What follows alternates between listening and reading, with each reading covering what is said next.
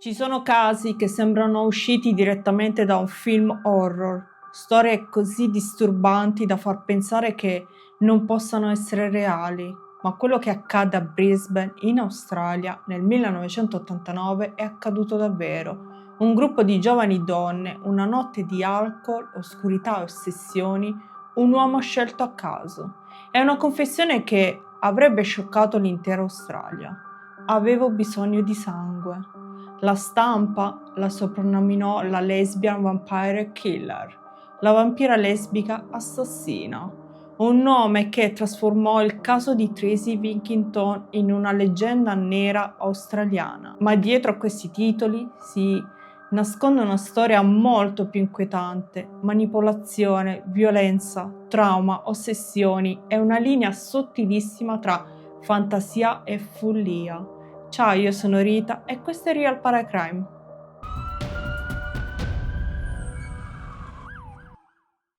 Se siete nuovi qui, benvenuti o bentornati. Il mio obiettivo per questo canale è raccontare storie particolari, esplorando le complessità di ogni caso e dando voce a vicende meno conosciute o a storie che hanno catturato la mia curiosità. E se volete supportarmi, ragazzi, basta iscriversi. Grazie mille di cuore. Putting my little plastic teeth in my sunnies and be right.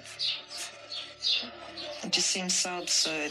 La storia di Tracy Wilkinson inizia molto prima della notte che sconvolse l'Australia, perché per capire cosa accadde davvero bisogna capire chi fosse Tracy e come una serie di traumi profondi finirono per trasformarsi in qualcosa di molto più oscuro. Tracy Ann Wilkinson nacque in Queensland, Australia, il 4 agosto 1965. Cresciuta nella città di Rockhampton, fu adottata dai nonni materni Avril e Greg Wilkinson all'età di 3 anni, perché sua madre aveva problemi di salute e non poteva occuparsi di lei dopo il divorzio dal padre. Quindi Greg e Avril adottano Tracy e un'altra bambina di nome Miriam. Ma purtroppo non fu proprio la scelta giusta. Greg era un uomo ricco, un uomo d'affari, ma aveva pochissimo da offrire a livello umano. Era un marito terribile e aveva numerose relazioni extraconiugali che tutti conoscevano. Ma la cosa peggiore è che iniziò proprio ad abusare delle bambine adottate. Poco dopo averle prese con sé, iniziò a molestarle. Avril, la nonna adottiva, era anche a sua volta violenta, sapeva degli abusi, delle relazioni del marito, ma invece di proteggere quelle povere bambine sfogava la sua rabbia su di loro. Tracy raccontò che Miriam veniva addirittura picchiata anche 4 volte al giorno con cavi e oggetti vari. Una volta fu persino legata fuori casa e lasciata lì tutta la notte. Insomma, quella non era una casa sicura. Avril sembrava amare solo i suoi cani, a cui dava cibo pregiato e attenzioni, mentre le bambine venivano maltrattate e isolate. Tracy passava molto tempo da sola a leggere libri, soprattutto storie legate al soprannaturale, stregoneria e occulto. Era una bambina silenziosa, vestiva spesso di nero e veniva vista come un'emarginata. Greg morì, il suo nonno, quando Tracy era al liceo, lasciandole una consistente eredità, ma con una clausola. Non avrebbe potuto accedervi fino ai 21 anni. Ma la situazione non migliorò. Avril, sua nonna, trovò un nuovo compagno che però comunque era molto violento e infatti Tracy una volta lo picchiò brutalmente dopo averlo visto aggredire la nonna. Poco dopo Avril morì di vecchiaia. Dopo la morte dei nonni tornò a vivere con la madre, ma il ricongiungimento durò poco. Nonostante la lunga separazione, la madre non riusciva ad accettare che sua figlia fosse lesbica. Col tempo si riconciliarono, ma Tracy confidò più volte agli amici che un giorno avrebbe fatto pagare alla madre la sua infanzia felice. A 16 anni rimase incinta di un uomo più grande, sposato, conosciuto tramite la madre. L'uomo la convinse ad abortire e a mantenere il segreto per evitare accuse di stupro legale e la perdita del lavoro e della famiglia. Tracy infatti accettò, ma lui tagliò ogni contatto con lei. Iniziò a lavorare come barista e occasionalmente come prostituta. Tagliò i capelli corti, si vestiva da uomo e si faceva chiamare Bobby. Successivamente iniziò una relazione con una donna chiamata Sunshine e le due si unirono in una cerimonia simbolica di tipo spirituale e alternativo, ovviamente non riconosciuta legalmente, perché in Australia ovviamente era illegale sposarsi con lo stesso sesso praticamente, e venne legalizzato, il matrimonio venne legalizzato nel 2017 se non sbaglio ragazzi. Le due erano inseparabili, ma Tracy continuò a prostituirsi per mantenersi. Non era interessata agli uomini sessualmente, ma insieme a Sunshine cercò un donatore di sperma per avere un figlio o una figlia. Scelsero inizialmente l'inseminazione artificiale, ma Tracy finì per avere un rapporto con il donatore, mentre Sunshine e altri erano presenti come testimoni in un contesto descritto come quasi rituale. Così rimase incinta, ma Tracy perse il bambino pochi mesi dopo. Questo evento distrusse la coppia e portò entrambe verso droga, alcol e pratiche di stregoneria e vampirismo. Passavano il tempo guardando film horror e disegnando figure inquietanti. A volte usava il proprio sangue come inchiostro. Quando ottenne l'eredità, la spese quasi tutta in viaggi con Sunshine. Quando i soldi finirono, Sunshine la lasciò per un altro uomo. Tracy crollò emotivamente, si trasferì a Brisbane e iniziò una nuova vita entrando sempre più nel mondo dell'occulto, dell'astrologia, del satanismo e del vampirismo. Alla fine degli anni '80 era una donna dominante, carismatica, alta circa 1,75 m e pesava 95 kg. Con un carattere violento e imprevedibile. Era anche il leader di un piccolo culto di aspiranti vampiri e adoratori del satanismo composto esclusivamente da giovani donne lesbiche. Tra queste c'erano Kim Jervis, Tracy Ward e Lisa Pinsky. Kim e Tracy Ward erano una coppia di 23 anni in cerca di appartenenza. Lisa Pinsky invece aveva una lunga storia di dipendenza e overdose. Tracy, come leader, acquistava spesso sangue animale dai macelli locali per fare dei rituali, ma preferiva quello umano perché, secondo lei, era più nutriente. Una volta Lisa le pagò un debito lasciandole bere il suo sangue. E arriviamo a quella notte, la notte del 20 ottobre 1989. Tracy, Lisa, Tracy Ward e Kim Jervis passarono la serata in un nightclub lesbico a Fortitude Valley. Tracy era già instabile, gelosa, arrabbiata e sotto l'effetto di alcol e droga. Aveva bisogno di sfogarsi. Nel frattempo, a Kangaroo Point, un uomo di 47 anni, Edward Baldock, stava bevendo con amici. Ubriaco uscì per cercare un taxi, ma una macchina verde si fermò accanto a lui. Dentro c'erano le 4 donne. Tracy lo guardò e disse che lui era quello giusto. Lo invitarono a salire in macchina, lasciandolo intendere ad un incontro sessuale. Edward accettò, ma si addormentò durante il tragitto. Le donne lo portarono in un parco vicino al fiume di Brisbane e qui lo fecero scendere e lo condussero vicino all'acqua. Lisa gli disse di spogliarsi. Quando Edward era nudo, Tracy tornò con un coltello a farfalla e in pochi secondi lo colpì alle spalle, poi al collo e alla gola. Lo colpì circa 30 volte. Edward fu quasi decapitato. Lisa osservò la scena da pochi metri, descrivendola come surreale e spietata. Dopo l'omicidio, Tracy fumò una sigaretta, beve un po' del sangue di Edward e si lavò nel fiume insieme al coltello. Poi tornò alla macchina e riportò Lisa e Kim giù al fiume per mostrare loro il suo lavoro. Tracy Ward era troppo terrorizzata e sconvolta per unirsi a loro durante il viaggio di ritorno. L'inconfondibile odore di sangue era così forte nell'aria che sembrava quasi denso. Durante il processo, Tracy Ward testimoniò che Quell'odore proveniva proprio da Tracy Winkington. Erano quasi le 3 del mattino quando Lisa riportò Tracy al suo appartamento. La coinquilina capì subito che qualcosa non andava appena la vide. Tracy la rassicurò dicendo che andava tutto bene. Poi fece una doccia e si cambiò. Ma prima di andare a dormire si accorse che la sua carta di credito era sparita. Prima dell'alba fece ritorno in quel parco dove Edward era stato assassinato, ma non riuscì a trovare la sua carta di credito. Non le restava altro che tornare a casa e sperare per il meglio, anche se sapeva che era solo questione di tempo prima che qualcuno trovasse il corpo di Edward. Più tardi, quella mattina, il corpo fu appunto scoperto da un ragazzo che chiamò immediatamente la polizia. Gli agenti arrivarono rapidamente, isolarono la scena del crimine e trovarono, fate attenzione, la carta bancaria di Tracy nella punta della scarpa di Edward. Trovarono anche il suo portafoglio nell'area di un vicino club di vela. Non sorprende che gli agenti si presentarono nell'appartamento di Tracy poche ore dopo.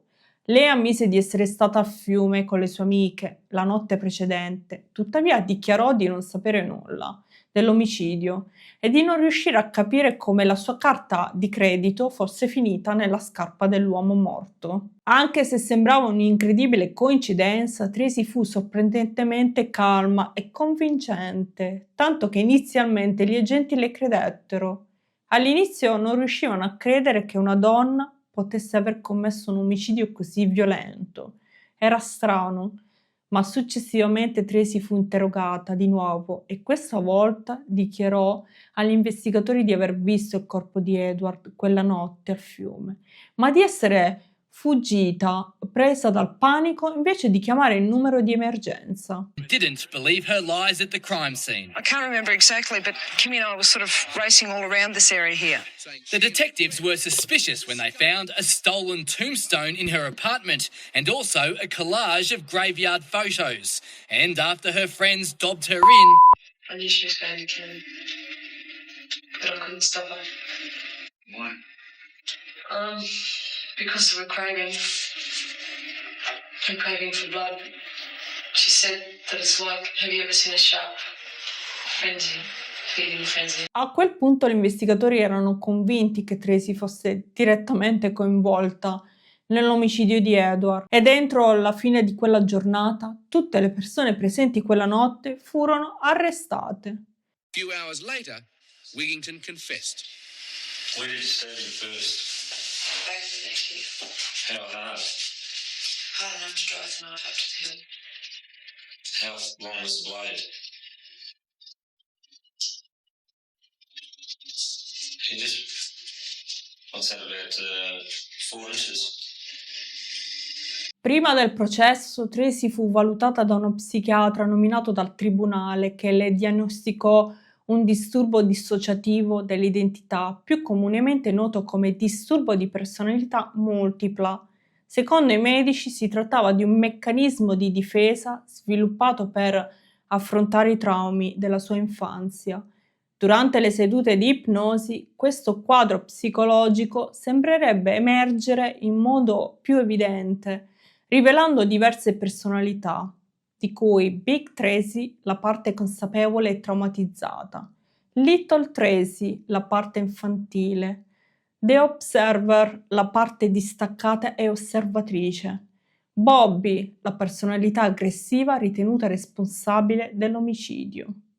Alcuni aggiunsero anche una quinta figura simbolica legata agli abusi, rappresentata dalla nonna Avril. Nonostante ciò fu ritenuta mentalmente idonea a essere processata. Si dichiarò colpevole, ma Tracy Ward, Kim Jervis e Lisa Pinksy si dichiararono tutte non colpevoli e il processo ebbe inizio presso la Corte Suprema del Queensland. Durante il processo ci furono momenti in cui Tracy sembrava quasi godersi la sua nuova notorietà, ma in generale lei e Lisa apparivano distaccate emotivamente, fredde e disinteressate. Nonostante ciò, gli avvocati difensori sottolinearono ripetutamente il suo passato traumatico e cercarono di ridimensionare il suo interesse per il vampirismo e l'occulto. Tuttavia la giuria deliberò solo 48 ore prima di emettere un verdetto di colpevolezza per Tracy e Lisa. Kim Jarvis fu invece condannata per omicidio colposo, mentre Tracy Ward fu assolta perché non aveva avuto un ruolo attivo nell'omicidio ed era rimasta in macchina quando le altre erano scese per vedere il corpo di Edward. Successivamente il giudice condannò poi Tracy e Lisa all'ergastolo, che in genere in Queensland corrisponde a circa 20 anni di detenzione. In Australia l'ergastolo, aggiungo questa cosa, non significa sempre detenzione a vita senza possibilità di uscita. Spesso prevede un periodo minimo di detenzione, in questo caso circa 20 anni, dopo il quale il detenuto può essere valutato per la libertà condizionale, ma non sempre viene approvata. Volevo giusto aggiungere questa cosa. Kim Jarvis ricevette 18 anni, ma la sua pena fu ridotta di un terzo dopo un appello andato a buon fine. Tracy Wilkinson scontò la sua pena nella prigione femminile di Brisbane, dove un'ex detenuta disse che non era come nessun'altra. A volte rimaneva seduta per lunghi periodi a fissare il vuoto, ma spesso intimidiva chi le stava attorno, con sguardi minacciosi e digrignando i denti. Nonostante ciò, la maggior parte del suo tempo in carcere fu relativamente tranquilla e nel 2003 fu trasferita in una fattoria carceraria di bassa sicurezza. Qualche anno dopo aggredì una guardia e un'altra detenuta, ma dopo 4 richieste di libertà vigilata fallite, fu finalmente rilasciata l'11 gennaio 2012, dopo oltre 20 anni dietro le sbarre. All'epoca aveva 46 anni e uscì dal centro di detenzione su stampelle, più pesante e con minore mobilità rispetto al passato. Dopo la scarcerazione visse in una casa di reinserimento e rimase fuori dai riflettori fino al 2019, quando pubblicò su Facebook una serie di immagini legate al suo passato e dichiarò che era tempo di farsi prendere dal panico perché, come disse lei, era tornata. Nel 1996, mentre era ancora in prigione, Tracy disse a un giornalista del Courier Mail che nel 1989, quando uccise Edward Baldock, era in uno stato di frenesia cieca. Aggiunse anche che togliere la vita a un altro essere umano era un'esperienza terrificante e che nessuno dovrebbe avere il potere di decidere sulla vita e sulla morte. La madre di Tracy faticò ad accettare la vita travagliata della figlia e i crimini terribili che aveva commesso e nonostante le prove rifiutò sempre di credere che fosse una vampira e che avesse più personalità. Una volta dichiarò a un giornalista che da bambina Tracy non sopportava la vista del sangue. Nessuno riuscì mai a spiegare completamente come la sua carta di credito fosse finita nella scarpa di Edward. Una teoria suggerisce che una delle sue alter ego possa aver agito durante l'omicidio e averla posizionata senza che lei ne fosse consapevole. Qualunque sia la verità, per sua madre, Tracy rimarrà sempre una bambina affettuosa, gentile e divertente, capace di far ridere tutti. Dall'altra parte, la figlia di Edward, Baldock, non riuscì mai ad accettare che Tracy fosse stata rilasciata dal carcere. Per lei sarà sempre la spietata vampira che ha ucciso suo padre a sangue freddo. Cari amici del Paracrime, questo è tutto ciò che sono riuscita a raccogliere per quanto riguarda questo caso, che si conclude qui. Non vi chiedo se conoscevate già questa storia perché è abbastanza popolare, ma ho cercato di aggiungere il maggior numero possibile di dettagli, anche quelli meno noti. La vicenda di Tracy Wilkinson è una storia comunque complessa che parte da un'infanzia segnata da abusi e difficoltà. Una bambina che a causa del suo passato traumatico ha sviluppato gravi disturbi e fragilità psicologiche. E purtroppo situazioni come queste non sono così rare come si potrebbe pensare. In questa storia le vittime non sono solo una, non c'è soltanto Edward, ma anche tutte le persone coinvolte in modi diversi, in una spirale di dolore e distruzione. Con questo ovviamente non intendo in alcun modo giustificare ciò che è stato fatto, ma credo che sia importante fermarsi a riflettere su quanto il passato e i traumi possano comunque influenzare profondamente una persona, senza mai cancellare però la responsabilità delle sue azioni. Detto questo, vi ringrazio per avermi ascoltato fino alla fine. Se ci siete arrivati, fatemi sapere cosa ne pensate giù nei commenti di questo caso, e aggiungo questa cosa: fate attenzione quando vi avvicinate a qualcosa che possa essere pericoloso, come la stregoneria, l'occultismo, il vampirismo, tutto quello che volete. Fate sempre molta attenzione.